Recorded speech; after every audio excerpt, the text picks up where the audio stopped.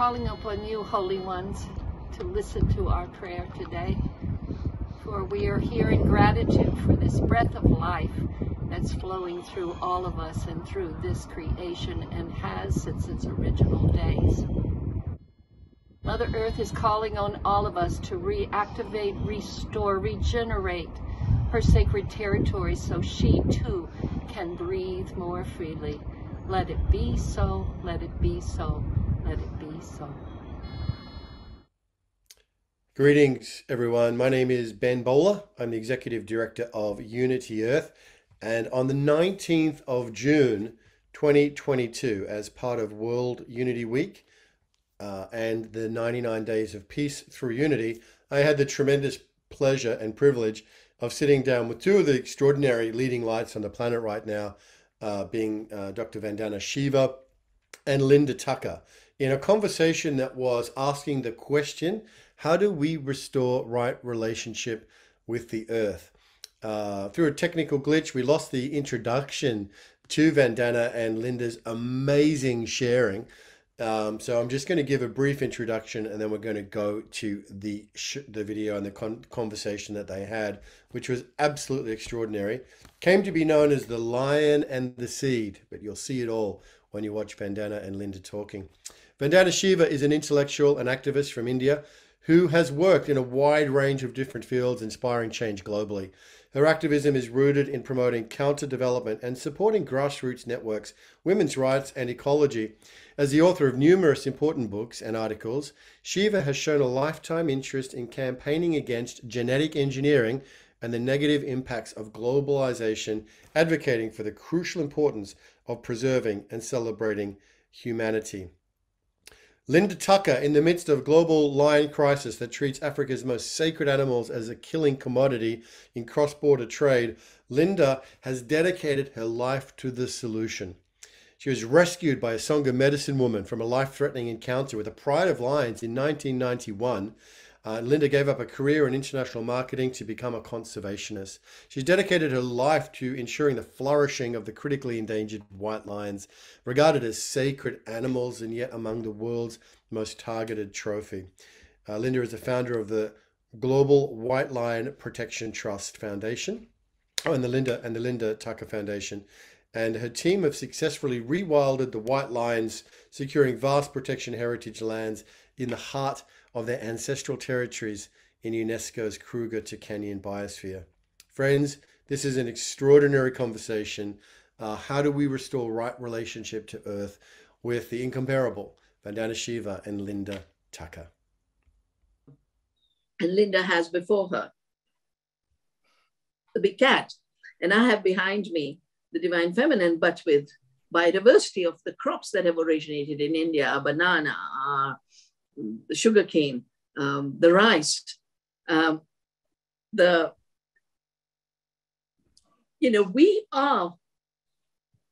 we are not atomized cells separated from the rest of the world. We are the breath of the trees. We are the food of the soil microorganisms. We are the water that is recycled through the planet and is 70% of the planet and 70% of us. And when other beings are living, then the relationship has to be care, not extractivism, not greed, not abuse, not robbing them of their living potential. The right relationship also means the privatization of the earth's gifts has to be stopped. No country, in no culture, was land property till colonialism. The indigenous Australians did not see this amazing continent as property and sustained over thousands of years of farming with not a bit of negative impact. And the absence of negative impact was used by Cook to say, therefore they're not human, as if to be human means to destroy, to leave a heavy ecological footprint. That too needs correction. We have to, in the right relationship with the earth, reclaim all her commons, the commons of land, the commons of air, the commons of biodiversity and seed, which has been my life's dedication, the commons of water, protecting the earth's gifts and regenerating the soil, the seed, the biodiversity can only be done as a commons. And I think it's fascinating how the word regeneration has come into the vocabulary all over the world. But something can be regenerated only if it is generative in the first place. Dead things cannot be brought to life. But living systems that have been desertified, destroyed, can be regenerated through loving action. We have to give up the idea that we are the masters, because so much of environmentalism is still with this idea of fixing the earth. The earth doesn't need fixing. The earth needs our humility. The earth needs our love, care, and compassion. The earth needs our awareness that we are earth beings. I think the last 500 years of destruction is because some people decided they were outside the earth. They were masters, owners, and others who were part of the earth were lesser beings. We were called primitive. I think let's become primitive again in becoming part of the earth. And every year we offer a 2-3 week course on return to earth, how to live with seed, with soil, grow enough food while regenerating the earth, solving the climate problem, regenerating biodiversity. Our farm in Vandana has 6 times more pollinators than the forest next door. And I know there is such an aggressive assault on agriculture, as if every kind of agriculture is harmful. But agriculture done on nature's laws, agriculture done according to the right relationship with the earth, becomes service to the earth. It is not a production system. I do not see our work in Vandana as production. I see our work as love and care for the soil, love and care for the sea. And then the rest just happens. And so much diversity has grown beyond what we conserved. That is what a web of life is. That is what the chain of being is. And because all beings have their right, I think all systems of productivity, efficiency that have been constructed for this 100 years, 100 short years of a thinking, fossilized thinking through oil, which also fossilized our hearts and our relationships and fossilized our hands. Because there's only one way we can relate to the earth in the right relationship. The part of us that can give care to her is our hands. The JCBs can move the earth for destruction, but it's these loving hands that can give care. And I just had an invitation yesterday from all the people in weaving, in farming, in local vending and distribution who are losing their livelihoods for this aggressive assault of not just the continuation of the old industrialism of production without people and more use of fossil fuels and energy slaves, but even more importantly, now the thinking to have farming without farmers, fish without the ocean. This to me is the ultimate violence against our fellow relatives. Anyone who says kill all the animals cannot be talking about the right relationship with our relatives. More people make their living as part of animal families, the pastoralists, the Maasai, the people up on the Tibetan plateau where it's too dry.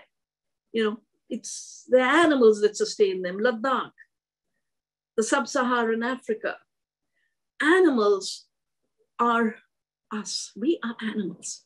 And I think we've got to reclaim the right relationship, has to reclaim our earth being, our animal being, not with the bad, destructive metaphors that colonialism and industrialism created, but the metaphors of ancient wisdom, as well as the emerging knowledges of science.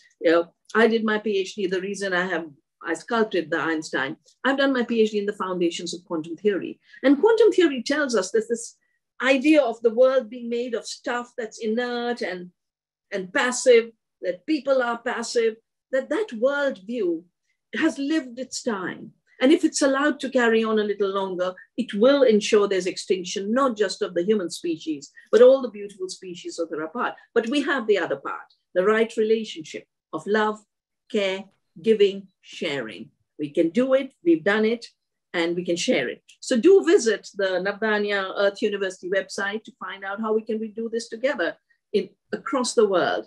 And all these apartheids that were created of nature versus man, the wild versus the domesticated, all of these are men versus women, black versus white.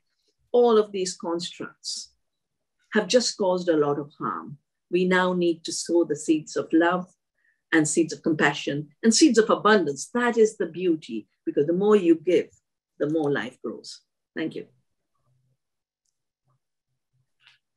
Oh, wow. Thank you so much. Thank you so much, Dr. Vandana Shiva, for that blast of inspirational wisdom. There's so much in there. And we want to come back and talk about your Earth democracy and the whole living democracy celebrations that you were recently a part of, and how you see the connection with that and eco-governance. So we'll say we did actually miss a little bit of going live at the top there, just with the moment of going live. So let me just reiterate what we're here for, and then we're going to bring in Linda Tucker, and we'll come back to Dr. Vandana Shiva for some more as well. This is day 2 of World Unity Week, and it is dedicated to the foundation of life of Earth. These foundations of life are inspired by eco-governance, which is the creation of Dr. Shelley Ostroff, who's here with us in the room, and Jan Golding. And Linda, of course, you will be very familiar with the inspirations of eco-governance, having their progeny really right in the spirit of what you have cultivated there in Timbavati. So it's so great to have you with us. I'd love to hear your reaction to what Dr. Vandana Shiva has just shared. And also to ask you the question, Linda, what does it mean for us to restore right relationships with the earth, and how can we go about it? Mm-hmm. Thank you, Ben. Thank you, everybody. Dr. Vandana Shiva, thank you so much for taking us right into the core issues, which are the survival issues of our times. And I acknowledge behind you the goddess of earth and grains overseeing this gathering, as I invite in the white lions to participate, to share their wisdom with us as we are together, and to unify across continents. For it seems that here we have a lifetime's commitment to regenerative seed production. I know that isn't a great word for you, but a seed rejuvenation, earth healing through your work at the foundation of life, the foundation of the future, the foundation of the past. And we have with us the apex animal, whose role now has become much more clearly understood in the regenerative methodologies of nature, all the way down the food chain and then all the way up. So I think it's beautiful to cross continents in this way, and to have the guidance from nature right here in our global space. And to pick up from Dr. Vandana Shiva on right relationship, love, care, giving, sharing, abundance. Now, these are actually the fundamental laws of the ecosystem. And I'll share with you my project very briefly in a historical overview so that you can follow my process. And I think that'll explain more clearly how I would advise we recreate right relationship. Because as Ben introduced me earlier, I had an initiatory event in the wild with indigenous wisdom that has changed my life. And I believe humanity right now is going through a global initiation of the highest order. Life will never be the same again post-COVID. We cannot go back. We can only go forward with enlightened consciousness from what we've learned through that experience of being caged up in the way that animals have been caged up, and facing fundamental issues of our survival in a way that we've never actively done before. So I'd like to reflect on the initiatory moment and the reason why I come to this event right now with a great deal of hope and optimism. I think the starting point would be that I was presenting just a week back during World Environment Week, and here we have World Unity Week. And I'm sure Dr. Shiva would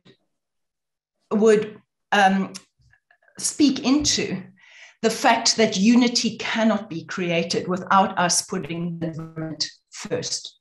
So we reflect back into World Environment Week, and that takes us back to the United Nations General Assembly gathering 50 years ago, where the concept, where the first real addressing of the environmental crisis took place, and the concept of sustainable use was formalized.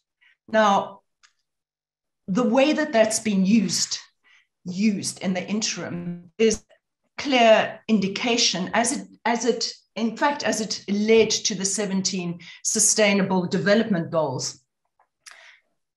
It was manipulated by humanities, for humanities purposes, such that sustainable came to mean, how can we continue to use and abuse our planet sustainably so that we can continue to use and abuse our planet? In other words, the user and the used concept is embedded in that UN term that has to be rethought completely.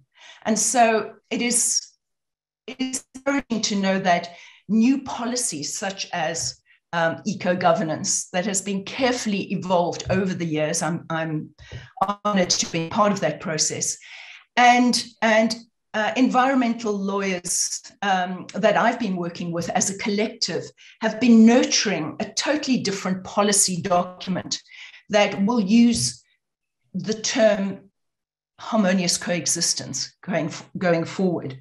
Sustainable use cannot create harmonious coexistence with our planet or right relationship. It is based on unsound thinking. It is based on the consumptive and extractive use model. So we know, and Vandana, Shiva's work and my work is based on the fact that the only sustainable way forward is ecological sustainability. None of these sustainable development goals are achievable without it being based on ecological sustainability. That the earth must come first before we make any other decisions. And that starts the relationship, the right relationship with our earth. When we move into what could be called ecocentric consciousness, where we ask Earth first, is this acceptable to you? Where we ask the lions what we're doing in terms of policy, are you blessing what we are doing by way of legislation? Then we know we are coming back into right relationships. So that word eco goes back originally to home, to family, to community. So does economy really honor our earth? We know that it is, the current economies have separated, as you say, so radically from the earth that they are no longer based on ecological economies. That can be the only way forward for us.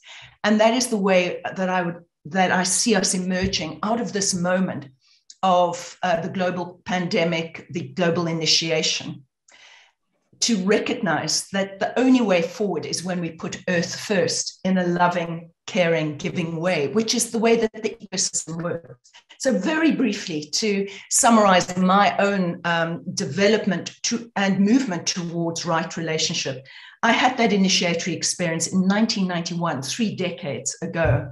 It led me to change my life completely. I had no idea of what products went into my beauty products, what animals experienced before becoming food on my plate. I didn't even think that way. But after that initiation in the wilds of Africa, a place called Timbavati, which is the ancestral site of the white lions, I couldn't live that life any longer. So I gave up happily all those trappings and recognized that I had been in a state of misery without actually knowing it, which I believe is the condition of humanity, without knowing it largely, until we come into right relationship, which is service, loving service, a great honor to be in service of nature. And what I learned from that initiation and the indigenous wisdom that was shared with me is that there are only two rules in engaging with nature: love and reverence. And when you engage that way, nature is family. So that was the answer that I received from the indigenous medicine woman who walked through the lions on foot, 24 lions with a baby on her back, and they didn't harm her because she said, they are my family. So that ignition event of my heart then carried me forward through the next 3 decades. The decade of that following that was investigative into understanding why were the white lions so important? Why were they regarded as holy animals with a message from nature specifically for our time? And then as I went deep into investigation, simultaneously, I discovered the depravity and reprehensible structures that were being set up, formalized by government, and then legalized by CITES, which was commoditizing factory farming lions to kill them. At the very same time as I was learning about the sacredness of these sentient beings, I was coming face to face with humanity's ability to create hell on earth, and so it was a profoundly depressing experience. And at the end of that decade, I recognized that I had to move into action. I had to found an organization called the Global White Lion Protection Trust, and within a year or two, I had to raise funds to rescue white lions that were in these terrible places, but they were signifying their sacredness. The one lioness that I focused on had been born in Bethlehem on Christmas Day in the year 2000 in one of these death camps to remind humanity that nature is sacred. And so my focus then over the next decade was to restore the white lions to their ancestral lands because they are site-specific. And I couldn't do so because the circumstances that had made them extinct in the first place still existed. Trophy hunting still exists in this region. So then I had to start purchasing land for the lions in their ancestral homelands, now called the heartlands of the white lions. I'm giving you the background and my process so you can understand it was a process of reconnection with the earth, not only understanding the sacredness of nature, because that is the only way we can restore right relationship, but understanding the privilege of serving nature. And so that became my mission, was to serve the white lions who were extinct at the wild. And then as I started restoring them to their lands, so they started regenerating their lands. And so they started returning to the greater ecosystem. I stopped there and reflect into the fact that when we go into service in the way that Vandana Shiva describes, love, care, giving, sharing, we restore the ecosystem around us, and nature, being an intelligent system, responds and gives us signs that we have been seen, we have been heard, and we are encouraged to continue with this work. What became crucial, and I think this is important for our understanding of right relationship, is that the issue of predation became absolutely crucial. Were these white lions were they able to return to the wild such that they could hunt for themselves again? And I had major criticism working hand in hand with science and indigenous knowledge systems, which was my focus over those decades and still is. My answer to that question, will they be able to hunt, was of course they will be able to hunt and survive in the wild. This is nature. And indeed, they went much further than that. Not only did they predate naturally in the wild, but they showed the difference between predation and consumerism. And I think this is a key point that I'd love to speak into as we pick up the questions later. Predation in the wild is completely different from human-made consumerism. The one is a gifting system that restores balance all the way down the food chain, serves all of creation as one holistic web of life. The other is a system that is based on greed and taking. So the one actually gives. Predation, the lion, gives back to the whole ecosystem with a sacred governance that is the law of nature that we as humans should be listening to profoundly deeply at this critical turning point in our evolution. The other has simply been an exploitative system of extraction and giving nothing back, let alone respect and love. So that difference between nature's laws of governance and human laws needs to be radically assessed and honored and recognized, and is starting to be in ecological circles where people are recognizing that the apex animal plays a critical role in the regeneration of the whole ecosystem. Then finally, that the last decade, having come from investigation to action, it's now been expansion, recognizing that restoring the lions to the wild was the beginning of what was required. They had returned to their site-specific origins, which speaks into Ben's opening prayer and with grandmother Jyoti's prayer for Earth and for sacred sites on Earth. My work then became focused on the fact that this was one of the nodal points on the planet known by indigenous peoples to be a sacred natural site that needs to be protected at all costs. Food sovereignty, as Vandana Shiva points out, is the key to the future of humanity's survival on this planet. But equally, these sacred natural sites around the globe are nature's way of restoring the ecosystems upon which everything depends: our water, our earth, our air, all the elements. And so the sites hold codes that take us right back to the source codes of life. And the lions guard one such site, and through their regenerating of the site, feed energetic healing to other parts of the globe that are presided over by keystone animals.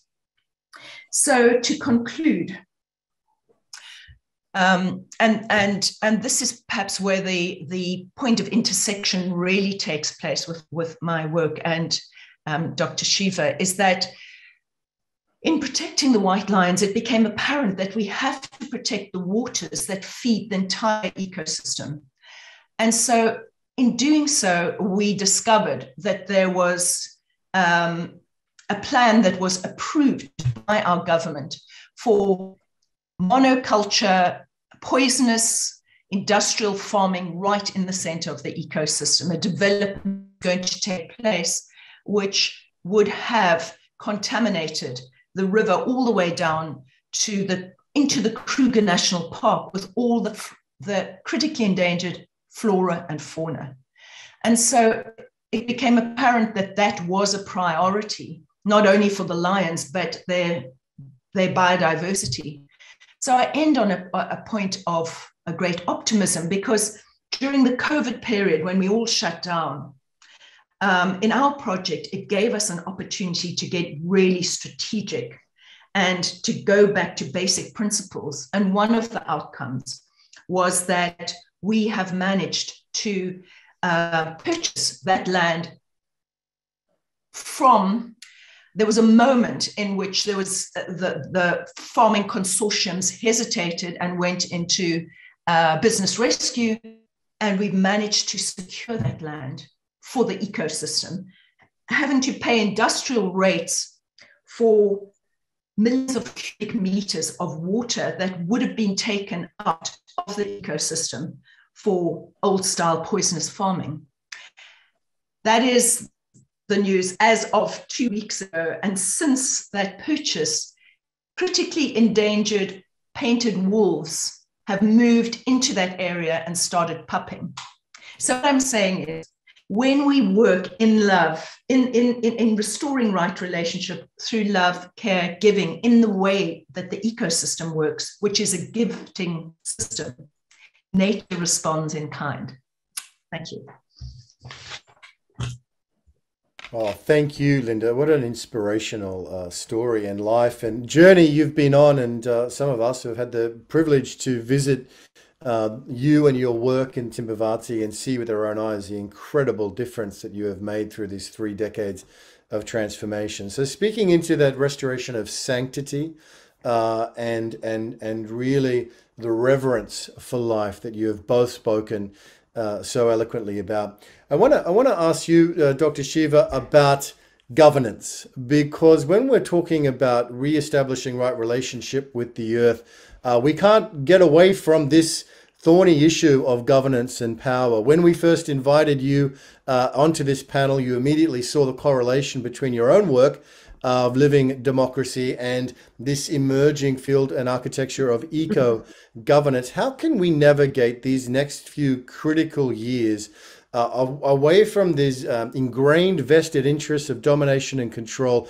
towards a true earth democracy where reverence for life and sanctity for all of life, as you and Linda have presenced and held up high today, is the value of the common universal human family and being ingrained into our governance and our power structures? How do we get from here to there?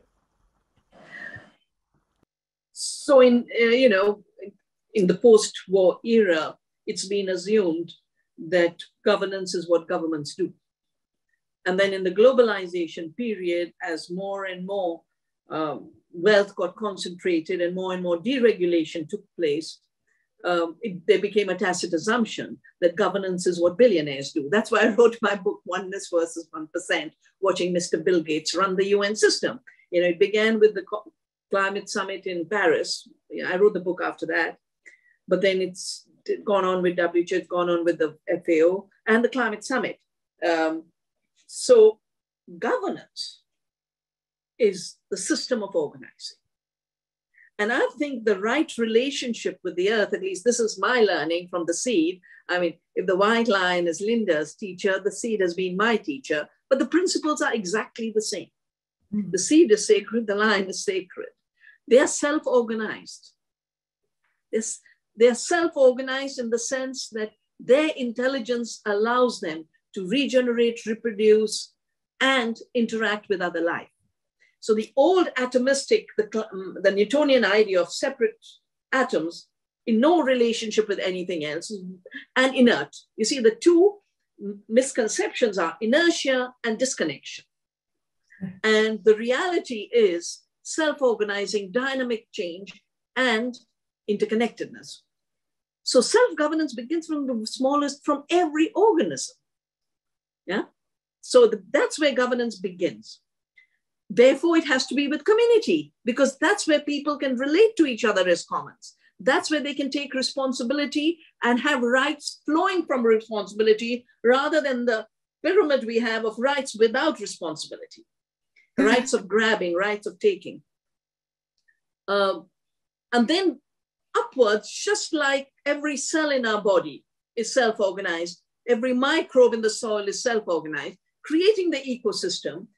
I think the mental block that industrialism has left us with is making us not see that from the bottom up, organizing it grows, and that is how life works. You know, even Schrodinger, quantum theorist, when he addressed life, he said, it's not like a machine.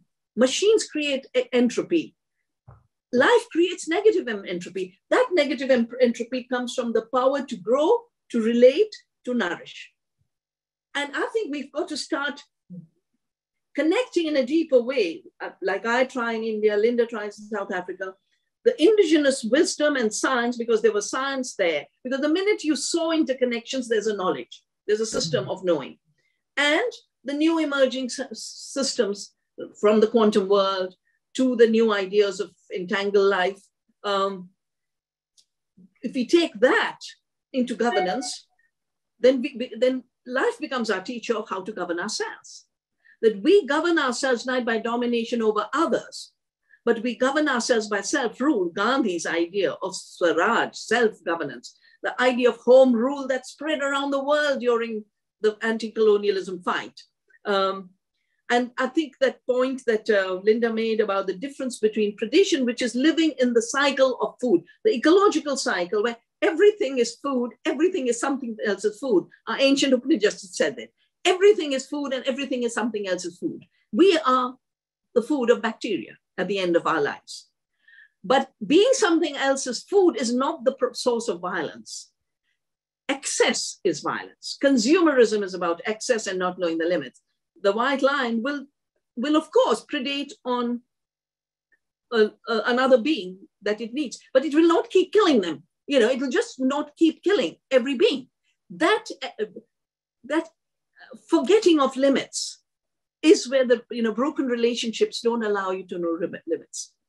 Living relationships allow you to see, no, I should not go beyond this. You know, my relationship requires that this is the consciousness of care, of not harming that I must give.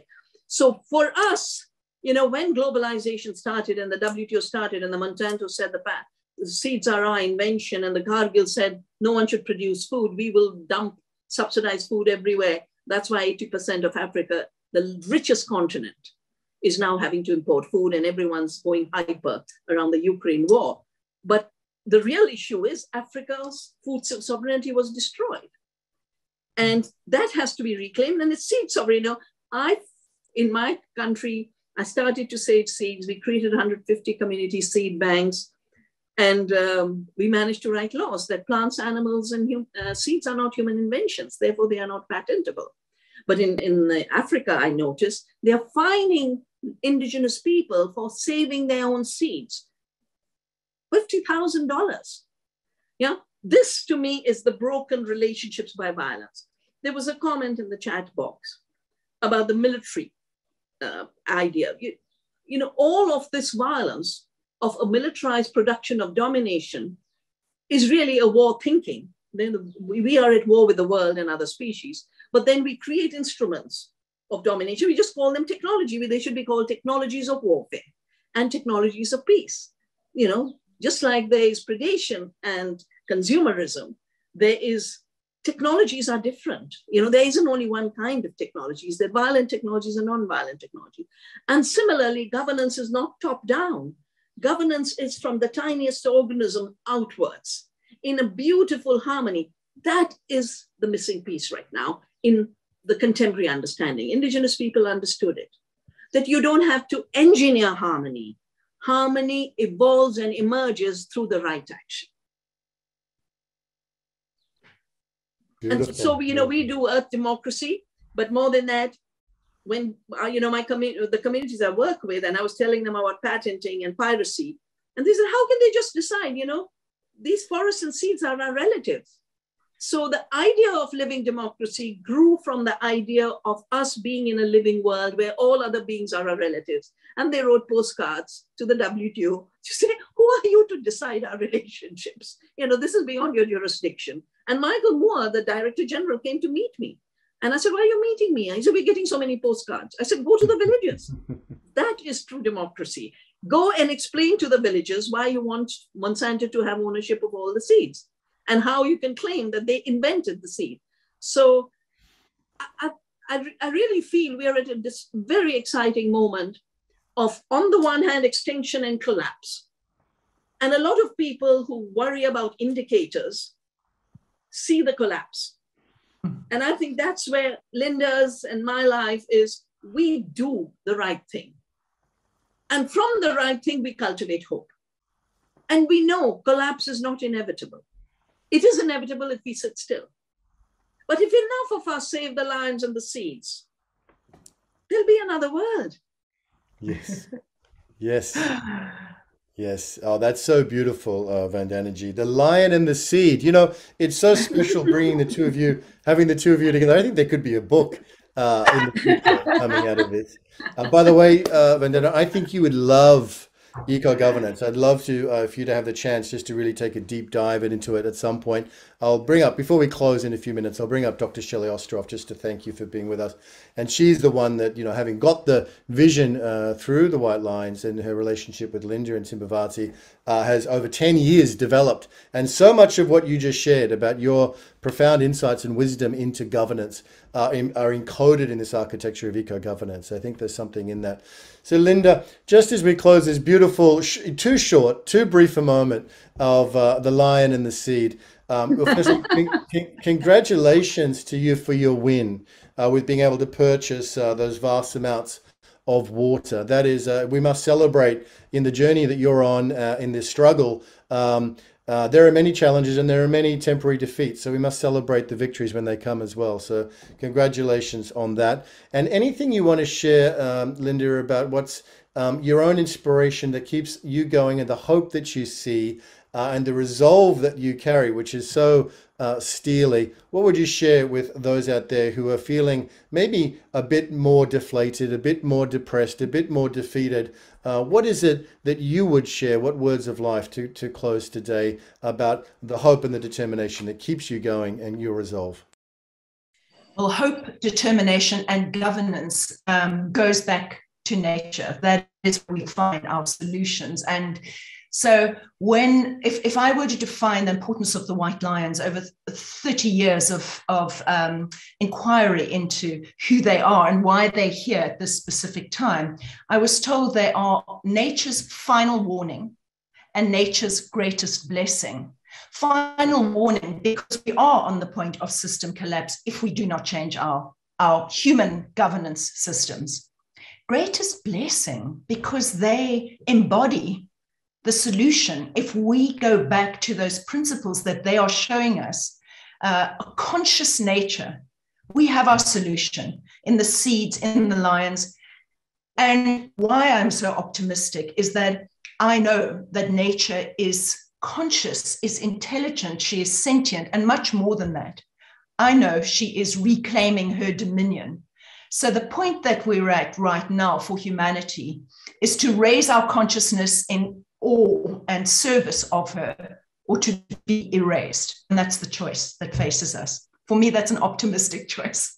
Oh, wow. Profound. What a blessing it is to have both of you. Truly, truly, truly grateful. Just on behalf of the community, we weren't planning this, but just spontaneously, I'm going to bring Dr. Shelley Ostroff up just to thank Dr. Vandana Shiva and your dear friend, of course, Linda Tucker, for being with us on this day one, really, of the convergence, day 2 of the 99 days of peace through unity. And we're building up to Peace Week in September. And I hope Dr. Vandana Shiva and Linda Tucker, you'll join us again in September for Peace Week as we reach a crescendo of these 99 days of peace through unity, which began yesterday. But Dr. Shelley Ostroff, on behalf of all the community eco-governance, what would you like to say to Dr. Vandana Shiva and Linda Tucker? Huge gratitude. What a blessing. Thank you so much. You're both such an inspiration. I know Linda personally. Your work, Vandana Shiva, has been extraordinary in the world, and I'm just beginning to go into it a little bit more deeply, but I know your impact. And so I just want to say that part of the key organizing principle of eco-governance is to give voice to the leaders of those who are leading eco-governance in the world, not necessarily calling it by the same name, but that's one of the key organizing principles of how do we self-organize. And I can't think of a better introduction as eco-governance births itself into the world to have both of you at the first plenary for restoring right relationship with Earth. So I so look forward to collaborating and seeing how we can serve the work that you're doing. And thank you, Ben, for enabling this and making this happen in such a good way. And blessings. Thank you. Thank you. Thank you. It's been a great pleasure and an honor. Thank you. Thank you so much. Thank you, Vandana ji. We know you've got much to be getting on with. We so appreciate your time. And Linda Tucker, thank you for being with us again. It's beautiful to see you, and we look forward to one day being together in person again. And thank you, Shelley, for the work you and Jan have put together to create this.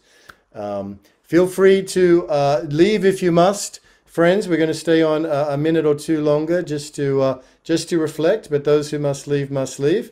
For everybody else, you're welcome to stay just a little bit longer.